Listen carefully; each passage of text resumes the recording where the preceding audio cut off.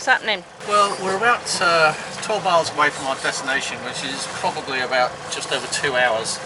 And we were cruising along quite nicely at 5 knots when all of a sudden we lost 0.7 of a knot in speed and the revs really dropped. So we could have found something around our prop. Worst comes to worst, we might just have to put a mask and snorkel on and have a quick look underneath.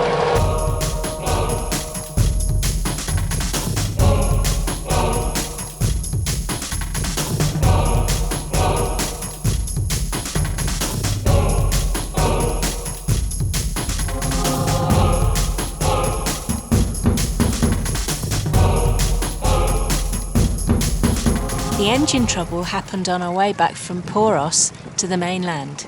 But we were still in Poros and we were going to explore it.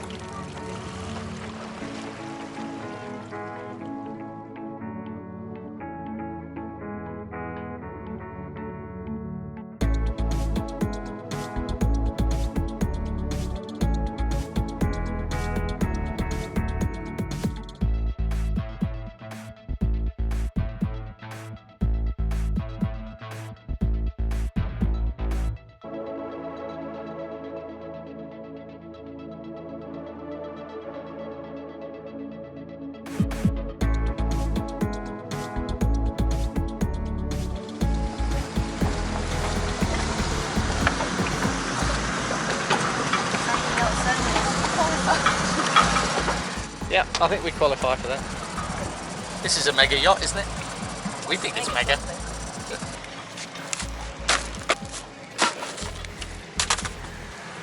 Alright, yeah, I'm going to put my shoes on. Right, I'm going to put this rubbish away. We're just wandering along the port and quay area of Poros. It's a very long port and quay area simply because of the shape of the island and the channel that runs out here. And it's gorgeous. It's a beautiful, pretty, attractive place. Magical. And, you know, every corner that you go around, there's something pretty to look at. It's got lots of different aspects, hasn't it? It's just lovely. I'm going to take lots of photos. There's a supermarket, but I think we'll be covers. That supermarket looks rather closed to me. What day is it? Wednesday? Wednesday. Oh, should be open sometime, eh? I think that if we go into the main part of town, behind the main dock, we will find an open one. She has spoken. Oh, the architecture is so varied and colourful and it's just pretty, isn't it? It's lovely. I know I keep saying pretty, but it really is. It's eye candy.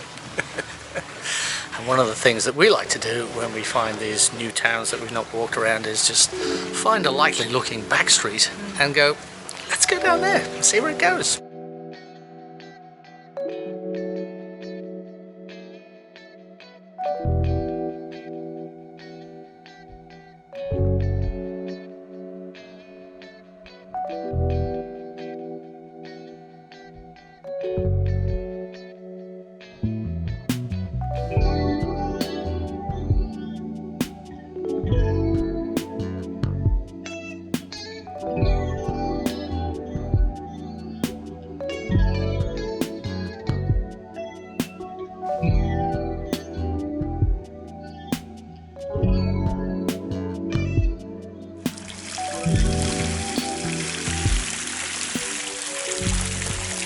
We just had a nice little wander around town and we found this nice cafe which is not too busy. We're going to order some beer and wine.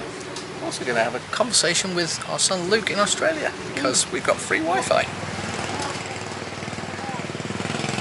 We've also got free entertainment as we watch the boats try and anchor and come into more stern too.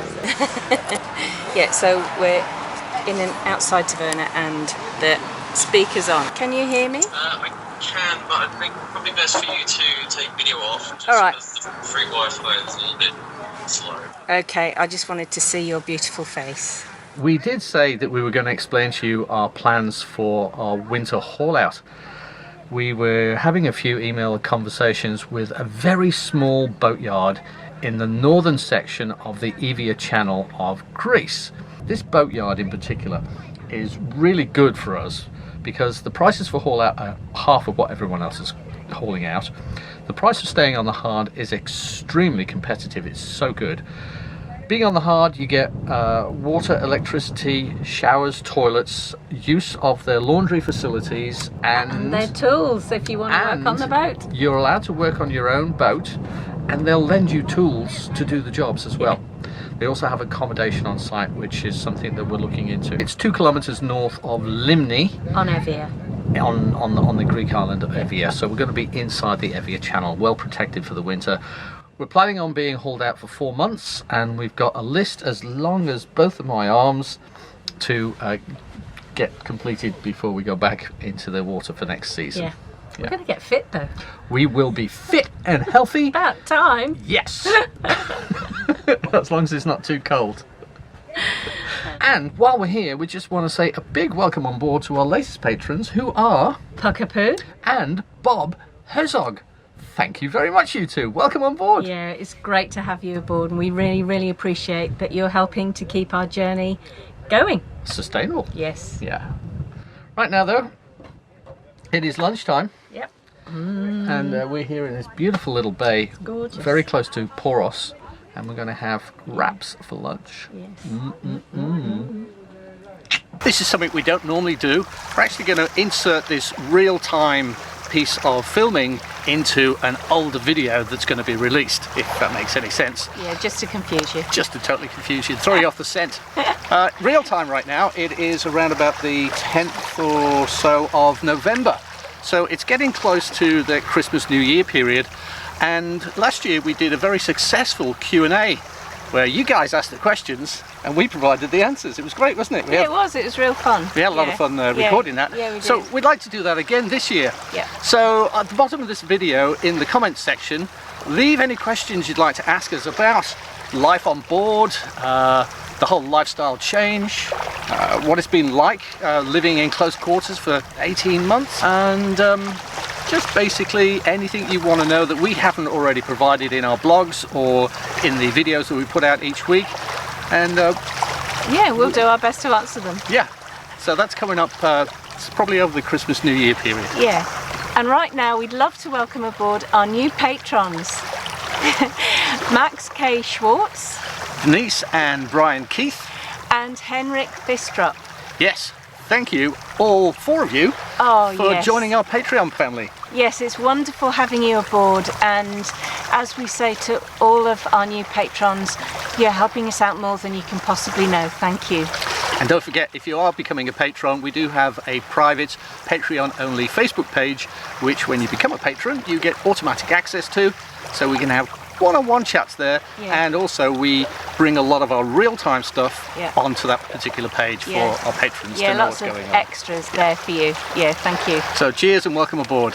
It is the first week of November, and quite clearly we're not on the boat. ABC is actually parked just over there on the hard, where those masts are behind us, and we are staying in a studio apartment for a couple of months while we rip the inside apart to get to the root cause of the GPS, AIS and autopilot issue, and also do some fairly major work to the engine. It's nice being in a studio apartment, and we're only 200 yards away from the sea, so we've got a lovely view. We're on the first floor. Yeah, it is good. Yeah. It's nice. It's great having continuous running water. Yeah, it's great. Another thing as well is, as many of you might know, Ansha has injured her foot. It's a moon boot, and so she's got to wear that for the next 4 weeks, I would say. Plus or minus. Plus or minus. I'd say more plus. But so a lot of hobbling short distances at the moment. Can I just say for the record, no alcohol was involved in the injuring of the foot. No, definitely no alcohol involved. Yeah. Dream on! Dream on! Why are we holding up these books? Well, it's getting close to Christmas, and these books are an absolute blinder of a read.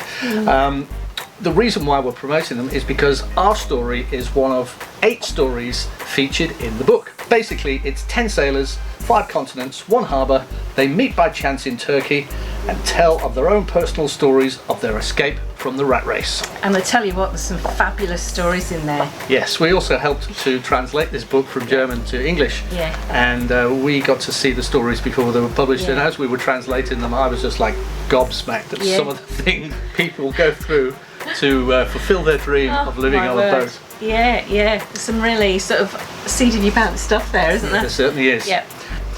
So on the screen right now we will put the name of the author, so if you go to Amazon in whatever country you're in and type in the name of the author in search, Dream On will come up. You can get it in hardback form or electronic form. And in German or English too. Oh yeah, German or English. Yeah. Great thing to put underneath someone's Christmas tree. Yes. And also, if you're looking for other gift ideas for Christmas, I don't know if you know, but I make jewellery out of beach finds like sea glass and shells, and I use sterling silver wire and make some really pretty items which are unique, one of a kind, and I also give them with a little story of where I found each piece. So if you're looking for a gift idea, or if you really want to support us in another way, then head over to the Mermaid's Treasure store, which is on our website. Yep, and we ship worldwide. Yeah. We're on our way, Baz. Yeah, this is what you would call our final approach, so to speak. Yeah. This beautiful Tuesday morning we are upping anchor here at Poros and beginning our hops to end up finally in the northern section of the Evia channel, where we will be hauled out for winter. Sadly, we're not going to be able to sail, I don't think, because we've looked at the weather and for the next week there is no wind. So we will be motoring all the way, so we'll have to figure out a couple of fuel stops on the way, because I know that we don't have a full tank. Yeah. And that's something we've got to pay attention to. But yeah, it's just coming up to 9 o'clock in the morning. Yep. We're about to bring the dinghy up. And we are off to Sunion, that's our first stop. Yeah, first stop to Sunion, then to Porto Rafti, and then to Marmarai. Mamari even. Yeah. Sorry if I'm ruining the Greek pronunciation of all your beautiful little towns and villages. But yeah, those are our first 3 hops, and then we'll figure out something after that. Yeah, I'll be looking in the pilot books and things today on the way to find out a few options. Yeah. So, come along for the final ride. Yes. Oh, by the way, no one anybody knows? Got my anchor bib on. Good idea. Look at that.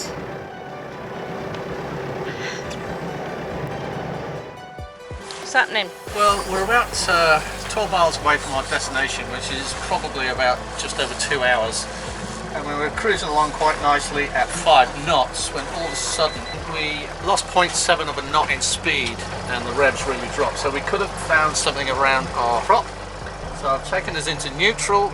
We've now got 0 headway. I'm going to go into reverse and see if that clears the prop. It seems to be moving normally. Everything sounds and feels right.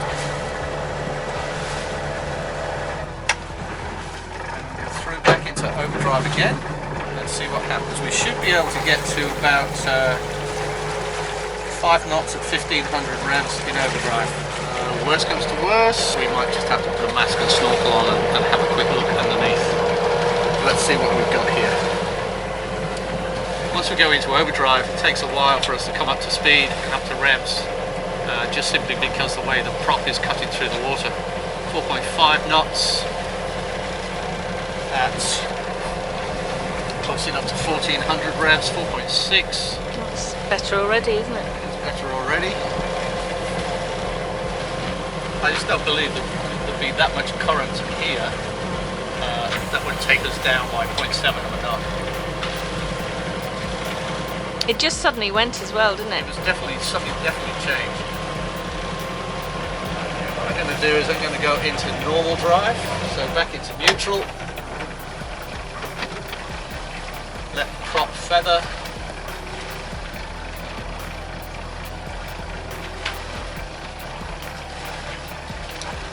Into forward.